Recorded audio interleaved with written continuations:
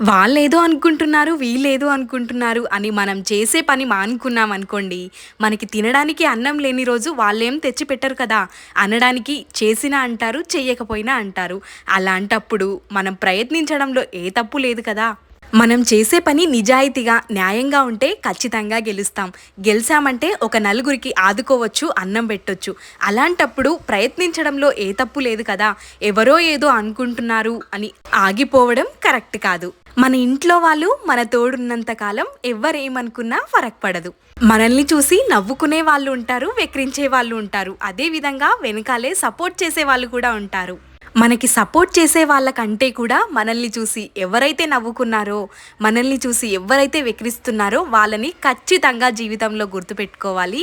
అదే మనకి బలంగా మారుతుంది రేపటి రోజు. ఏదో చేస్తున్నావు, ఇంకేదో చెప్తున్నావు అనుకుంటున్నారా? ఈవినింగ్ టైంలో ఫ్రెష్ అప్ అయిపోగానే వంట చేయాలి కదా! ఫ్రిడ్జ్‌లో చూస్తే 4 టమాటోలు మాత్రమే ఉన్నాయి.